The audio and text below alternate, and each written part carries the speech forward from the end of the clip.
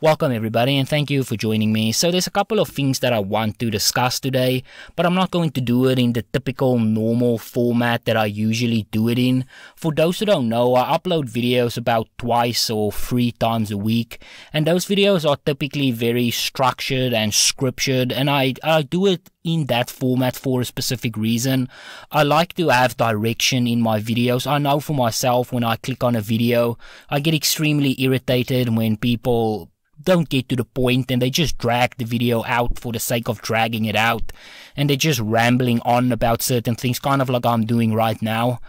They're 6 minutes into a video and they haven't even touched on the topic of the video yet. I don't like that style. Maybe some people do, because clearly those videos do very well, but I also want to have a more natural discussion sometimes. So I want to do this style of video once a week that is just in a longer format, that's a little bit more unscripted and unstructured. I'm not planning on editing this video at all.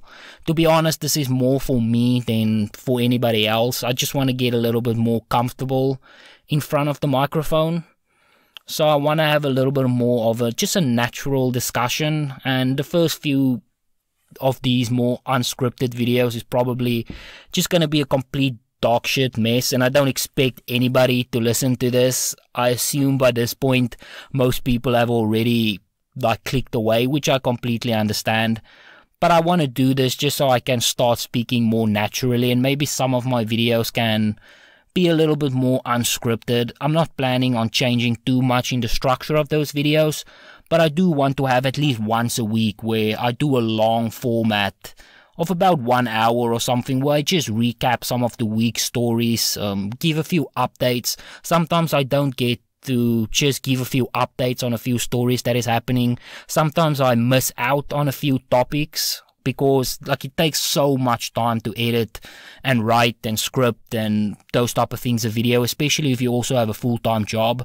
I would love to upload more, but sometimes it's just not possible to do it, and it's just not possible to add all of the news that comes out during the week into those 4 or 5 minute videos. So I want to have this once a week type of video where I just speak on a few topics and give a few updates on those topics. So this is what this style of video is going to be.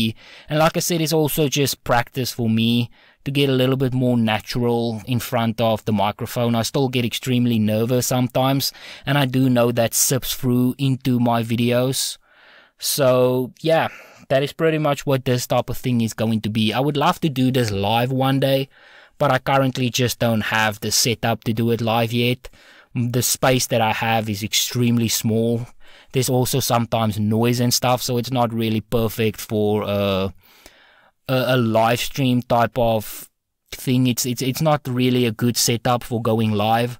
I'm currently, for those who don't know, I've uploaded almost 200 videos, and all of those videos get recorded on the back seat of my car, because that's the only way I can actually get a little bit of quiet time to record these type of videos. So just to describe the scene for you, I'm in the dark right now on the back seat of my car with a $50 microphone and a laptop, recording these videos, and those are pretty much how I record all of my YouTube videos.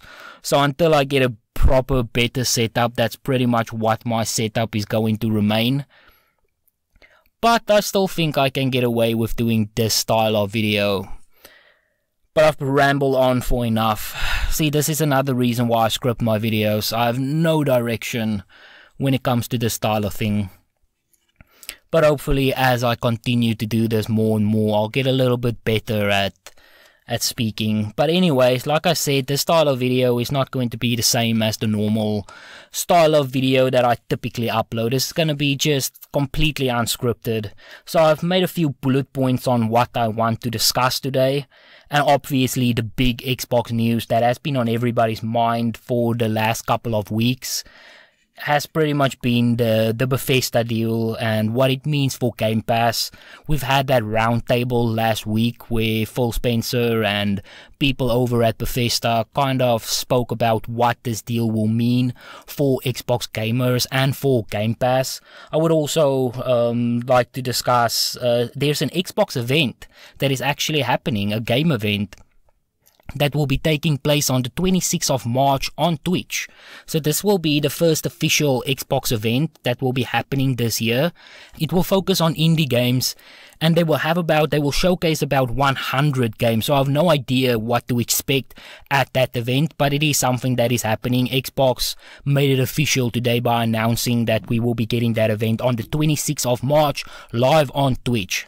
So I'll probably speak more on that later in the week, but I would just like to touch on that. And then also, I've made a video last week about Xbox and ray tracing, and I've been receiving a lot of questions about Xbox, about ray tracing, about Minecraft and ray tracing, and when we will be receiving that update. So I would be just quickly touching on that topic as well. And then also Xbox Game Pass again.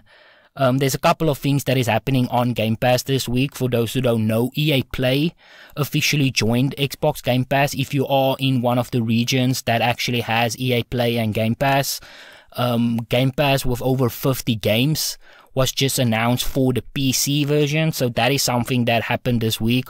Also, a bunch of games got frame rate boost. So that's another thing that I just quickly wanted to touch on. But I'll start with the first topic, and that is Bethesda games. Bethesda games that is going to be on Game Pass. Now, this is something that happened last year where Xbox announced that they are buying Bethesda, and I don't think anybody expected that announcement, but after they made that announcement, things has been really quiet.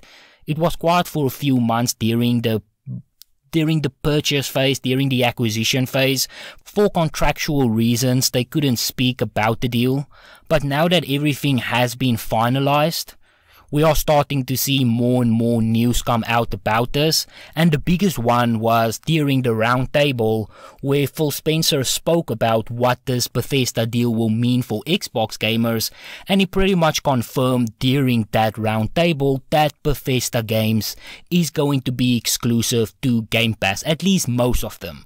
If you want to play those games, you are going to need a platform that supports Game Pass, and that is going to be the Xbox Series X, Xbox Series S, and then of course also the PC. It doesn't look like they have any plans on releasing any of the new Bethesda games on the PlayStation platform.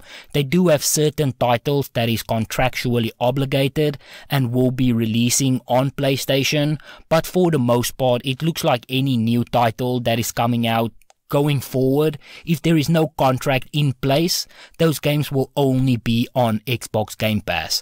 Now for me, I don't really know how I feel about that, to be honest. I'm not really one to celebrate other gamers not getting games. Like I've said, when it comes to specifically the Bethesda deal, I always felt like the existing IPs, it's only fair that those existing IPs go to PlayStation as well, and then any new IPs is fair game.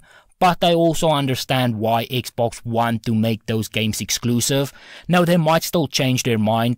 Companies change their minds all the time. But as things stand at the moment, it doesn't look like the next Doom game or the next Elder Scrolls game or the next Fallout game is going to be on the PlayStation platform. It looks like they're only going to be releasing those games on Game Pass. It also doesn't look like any new IPs like Starfield is going to go over to PlayStation. It will be exclusive to the Xbox platform. And like I said, that's not something that I necessarily celebrate. I see a lot of people in the Xbox community celebrate, and the gamer in me always wants as many people as possible to be able to play all games. But like I said, I also understand why Xbox is making the decision to make those games exclusive. Like for me, as a person who only game on Xbox, I haven't owned a PlayStation since the PlayStation 2, and that's not because I hate PlayStation. I actually love PlayStation and would love to get my hands on a PlayStation 5 one day. It's just the cost is just absolutely insane.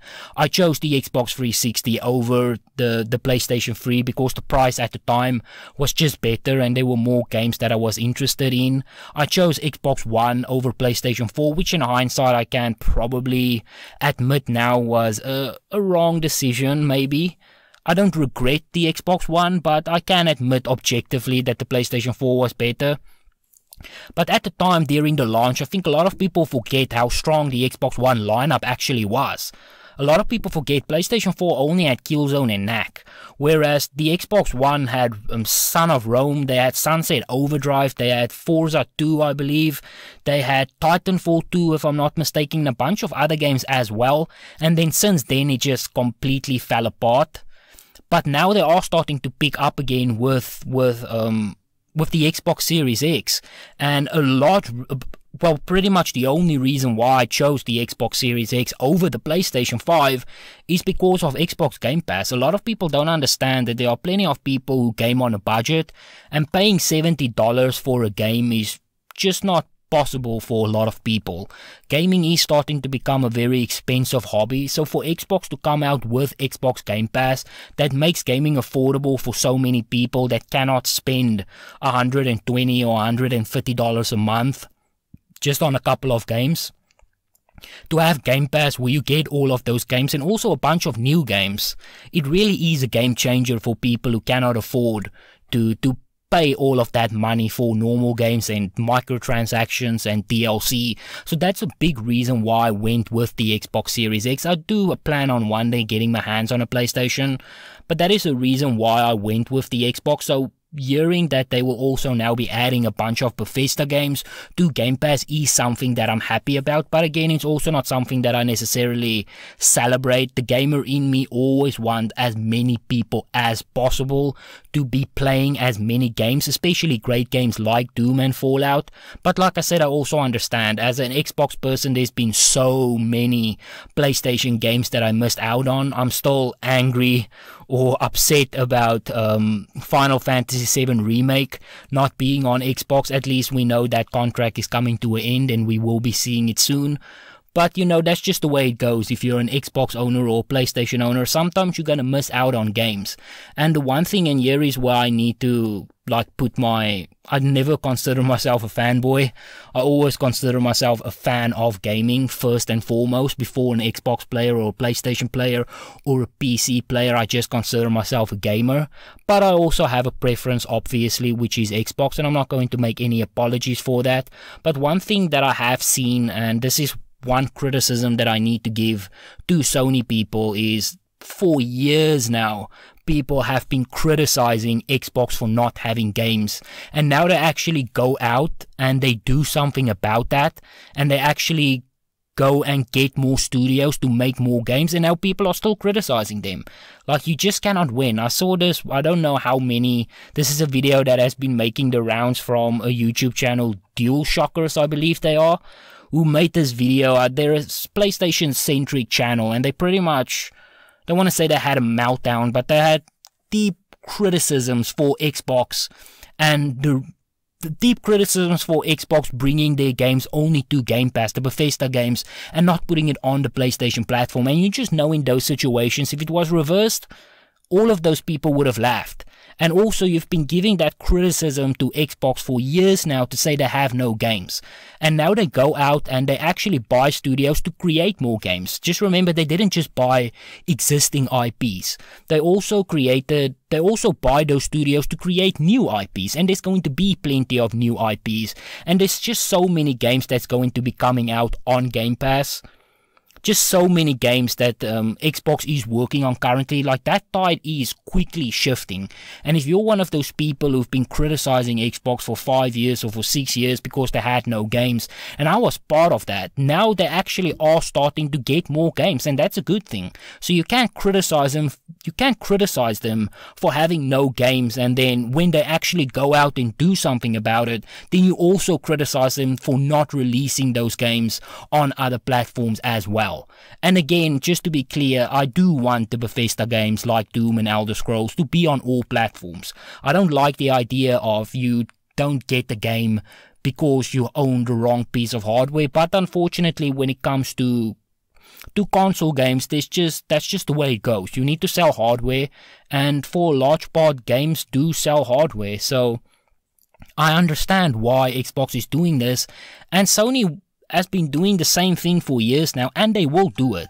Like, just remember, this time around it was Xbox who made a big acquisition, but that that tide is going to shift, and PlayStation will also in the future be making big acquisitions. I don't know if it's going to be as big as the Bethesda deal, because, you know, obviously Xbox is in a little bit, or Microsoft, who owns Xbox, is in a little bit of a better financial position. You know, as a $2 trillion company, they get to do a little bit more than a company that's worth 40 billion, which is still a massive amount of money, by the way.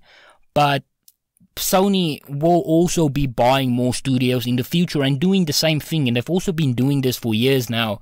So that's just unfortunately the way it goes. Like I said, exclusives is just part of console gaming and PC gaming as well. So there's going to be some times where you miss out on a few games. I've missed out on so many great PlayStation games, and that's just unfortunately the way it goes with the Bethesda deal. Some of those games are just going to be exclusive, and we need to kind of just accept that reality.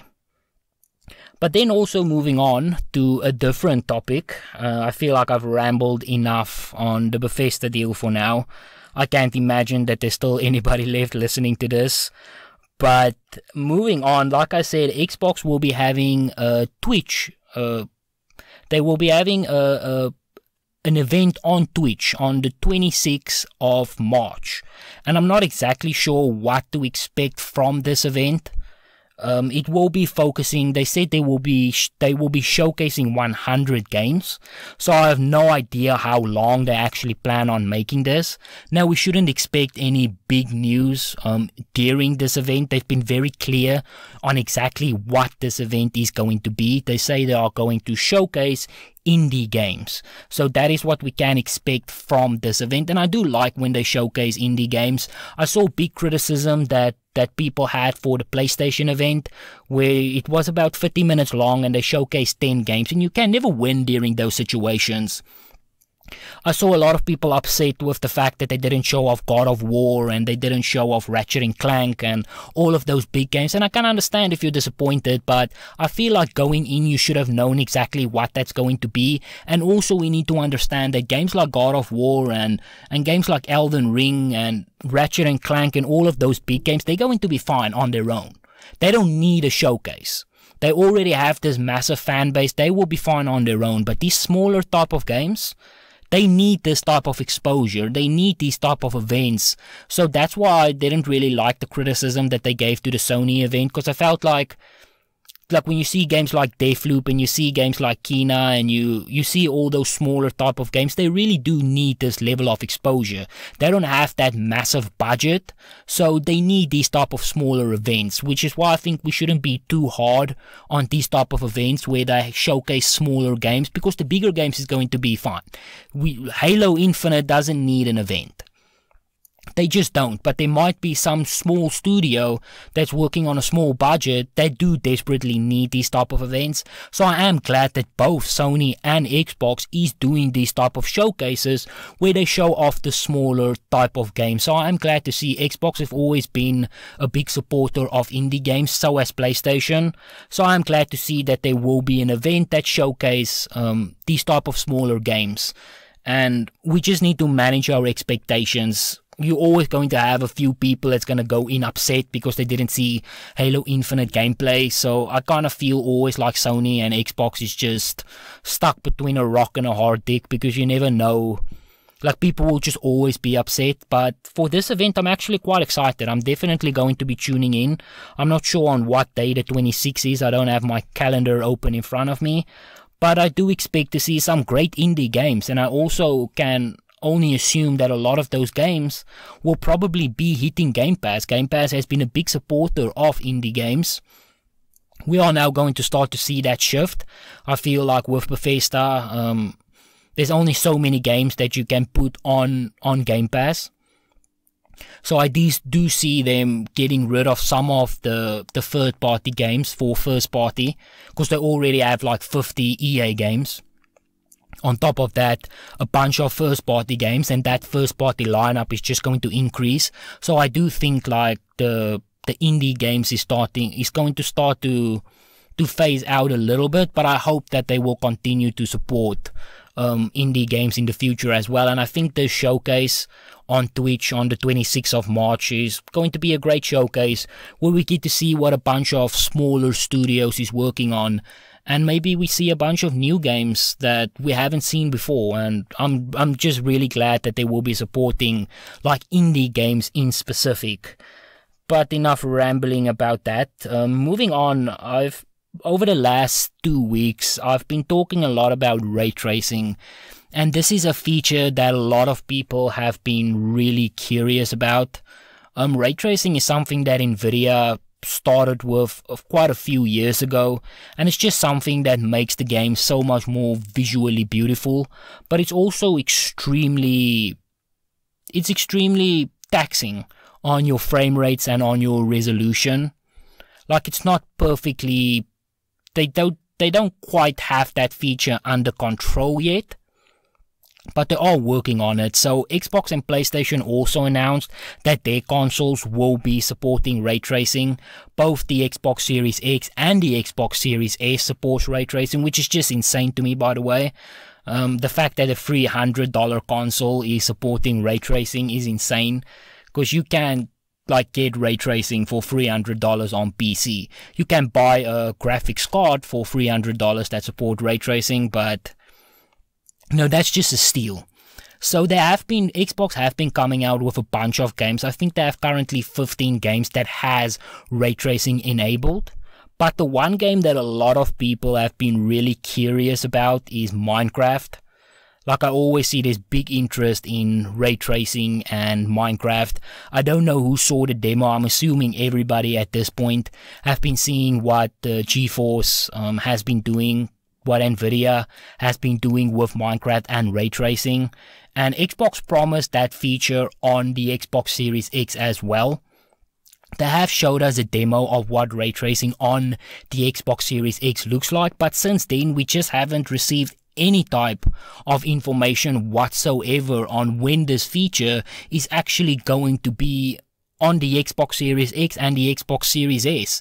And to be honest, I don't really know why. This is a very peculiar case for me, because like, they already have the feature on PC, and Minecraft is owned by Mojang, which is considered a first-party studio, because Xbox owns them, which is then owned by Microsoft. So the fact is that there's already a ray trace version on PC, I have no idea why Microsoft hasn't given that feature to the Xbox consoles as well.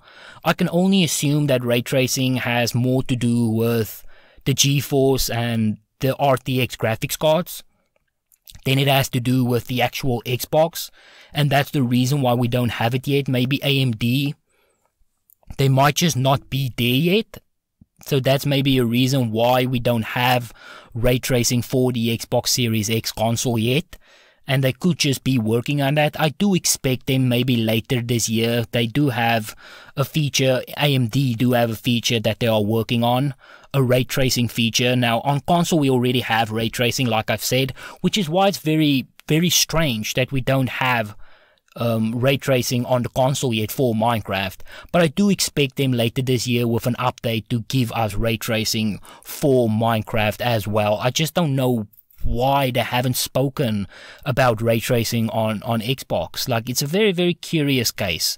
Like, I have no idea what they're thinking. Like I said, it's already on PC, so I see no reason why it shouldn't be on the console, since it is Microsoft. So I can only assume that it is like the ray tracing deal is with the RTX to showcase what the RTX Nvidia graphics cards can do. And then later this year, when AMD starts sorting out their ray tracing things, I think like that's when we will start to see ray tracing for Minecraft on the Xbox Series X and Xbox Series S as well. Minecraft is Xbox's biggest game, so I definitely expect them to release it, or at least it's Microsoft's biggest game, not necessarily. I think it's Xbox's biggest game as well, but it is by far the biggest game that Microsoft owns. So I definitely think that they will be giving those updates a little bit later in the year. At least I hope they will, because ray tracing on PC looks so beautiful, and even without even without ray tracing, you can get a bunch of beautiful shaders that looks just as good. And on Xbox, those type of things are just not there yet. So for the Xbox version to look as good as the PC version, we can't really rely on packs and on shaders. So we do need ray tracing. So I hope that it is at least something that Xbox is continuing to work on, and that we will be seeing that in the future as well. But then lastly, just one other thing that I wanted to touch on, and that is Xbox Game Pass. Like I said, this week has kind of been, well, at least the last 2 weeks has been a very big 2 weeks for Xbox Game Pass. The service has really taken off, and over the last 2 weeks it's just gotten a lot better. They announced 20 Bethesda titles for Xbox Game Pass. On top of that, yesterday or the day before, they also announced that 12 new games will be coming to Game Pass. On top of that, they're adding 50 games on Game Pass for the PC version, and that is obviously Origin or EA. And then also a bunch of games will be getting a frame rate boost, specifically Bethesda games. So if you haven't subscribed to Game Pass yet, you really should consider. It's really a cheap option for people who's out there, who's gaming on a budget, who cannot afford to pay $70. I've had my Xbox since launch, and I've spent in total $60 on games, and that was for Cyberpunk 2077. And outside of that, I haven't spent a single cent on games since then. I've just, outside obviously of my subscription that I pay every month, but I can tell you $10 a month or $15 a month is a lot better than having to spend $70 per game. So it's definitely a service that I recommend that people go and check out. It's $1 a month for the first 3 months, so there really isn't a reason for you to not check it out. And if it's shit, you can always just cancel it. But it's definitely something that I recommend. I see that servers really doing great things in the future. In the beginning, I was a little bit unsure about exactly what Game Pass is going to do. I wish Sony would bring out something like that, which would just make it so much more affordable for people who might have $500 for a console, but they don't have $70 or $140 a month to spend on games. Just having a service like this would be great, and I really wish that Sony would do something similar as well.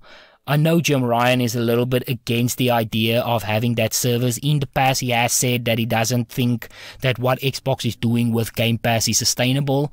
And I know a lot of people gave him shit for that, but I also understand why he said it. Like, you do need to understand it from his perspective. Like, they've had so many big games come out, games like Ghost of Tsushima, games like Spider-Man, games like, what's another big one, Last of Us 2 that came out, and those games sell like 15 million, 20 million copies each. So I understand why he would not want to release those games on a platform that pays a subscription-based service for $10. And that's also something that I said with Game Pass. Like, the next few years is going to be a test for Game Pass, because up until this point, Microsoft really hasn't released much like big AAA games, first-party AAA games on Game Pass. So we'll see how sustainable this service is when they release a bunch of first-party games. Now, at this point, Game Pass is so big, it already has like 20 million subscribers. So at this point, they will be fine. But I'm sure that in the beginning, they took a massive hit. And I don't think that's a hit maybe that Sony can afford as much as Microsoft can. Microsoft can pretty much afford to lose $7.5 billion, and they probably wouldn't even notice that I lost it. I mean, they made double that in 1 quarter in profits. So it comes as no surprise that $7.5 billion probably isn't a lot for them. And I'm sure in the beginning they took a massive hit on Game Pass, and I don't even think they probably noticed that. I mean, I'm sure they want to make money, but I don't think that they are just in a better financial position to take those type of hits. So I do understand from Sony's perspective why they might be a little bit reluctant. And the format that they currently have has also been working great for them. But I do hope that in the future they will be getting a service like Game Pass as well. I think it will be great for them. I hear a lot of people saying that it might be too late for them to get into that space, which I disagree with. Sony people is extremely loyal, and they will most definitely subscribe to a service like Game Pass. They already have PlayStation Now. I think it's PlayStation Now. There's a PlayStation Plus and a PlayStation Now. I'm not sure which one is the live subscription and which one is actually the gaming service, but they do already have something in place. So with also, I think, like 2 million subscribers on. So if they double down on that service and start to release first-party games day and date, I do think that eventually it will take off and it will start to compete with Game Pass, which is a good thing. I definitely do want Sony to compete in that space with Game Pass, because it just will mean, at this point, I'm sure I don't need to explain to people why competition is good. You don't want any company to have any type of monopoly, which is also why I want companies like Amazon and Google and GeForce to step up their game when it comes to cloud gaming, because right now Xbox is just dominating it. So for Sony to start competing in the game subscription in that type of field is definitely going to be a plus. It's going to make PlayStation affordable for a lot of people who cannot spend that much money on games, and it's also just going to help like both services. Competition is so good. Like, competition has been so great for Xbox and for the PlayStation in terms of console sales. And if they start to get this live subscription service, I think it's just going to make the space so much better. So I do hope it's something that PlayStation will consider. But I'm getting off topic here. I was speaking about Game Pass, and like I said, they have had a very, very strong 2 weeks, and there's so many amazing games on Game Pass. Like, I'm gonna go and play the Medium right now. It's an awesome game if you haven't played it yet. And it's just free on Game Pass. And they just continue to release these games. Outriders is another game that will be coming to Game Pass next week. And it's just insane how Game Pass was able to secure that title. And that's another title that just looks absolutely amazing. If you're a fan of Gears of War, I think you will be a fan of Outriders as well. I believe it's the same studio that does that game. So I'm really excited to be playing that game, and so many more games that will be coming to Game Pass. And the more people subscribe, I think the better the service is just going to get. I don't like the fact that they're trying to force people over by making Xbox Live shittier. But Game Pass is definitely something that I would say is worth, if you have $10 a month, it's definitely something that is worth getting. The service just continues to grow, and it just continues to get so much stronger every single day, and I'm really glad to see that happening. They always said they wanted to be the Netflix of games, and I think in a lot of ways they've succeeded with their cloud gaming that's just been top notch. With EA Play, I know there's a lot of criticism to give to EA, but their vault do have some amazing games in them, with now Bethesda being added and probably a bunch more games in the future. All of the other Xbox first party studios doing great things. If you just look at the games that has been announced, there's so many. State of Decay has been announced, Fable has been announced, Perfect Dark, another Halo game, another Forza game. There's just so many games that will be coming to Game Pass day and date. So there really hasn't been any better time than to right now. There's never been a better time than now to just try the service out. And if it should, just unsubscribe. I know it sounds like I'm fucking working for Microsoft the way I'm pushing the service. It's really not that. It's more just if there are gamers who's on a budget and cannot afford those big amounts of money for games, having this subscription service really is a good way to get into gaming and feel like you're part of the next generation of gaming, and feel like you get to partake in all these new games that just released day and date. So it's definitely something to consider, and I think there's still more big things that will be coming to Game Pass in the coming weeks as this Bethesda deal starts to wrap up. And I think we're going to see a lot more indie games coming there, a lot more AAA, AA games coming. So yeah, I think I've gone off long enough on Game Pass, but yeah, I think I'm going to wrap this up for now. Excuse my rambling again. I'm not planning on making any of my normal videos like this. I know this was extremely rambling. Like I said, this type of format is more for me than for anybody else. I don't actually expect anybody to listen to this. This was more just for me to get a little bit more comfortable in front of the microphone. I am going to try, and this will get a little bit better as I go on. It's just for me to get a little bit more comfortable in speaking more naturally in front of the microphone. There's so many times where I want to push out more videos on a specific topic and I just can't because I don't have the time to script the video. And I feel as I get better and more natural in speaking in front of a microphone, I will be able to push out more videos that has more structure naturally to it, where I don't even need to script the video because I can just naturally structure a video. But that takes practice. In the beginning, I was absolutely dog shit with making videos. I still am in a lot of ways, but I feel like I'm getting a lot better. It's a skill that you learn, speaking in front of the microphone. It's not natural. It's not normal. So it takes time to work on that skill, and this is pretty much what this format is going to be. Just me speaking in front of the microphone in order to get a little bit more comfortable. And like I said, I don't expect anybody to actually like this or listen to this, but hopefully I can get better and start to put out more quality style of videos in the future. But anyway, thank you for listening, and I hope to see you again next time.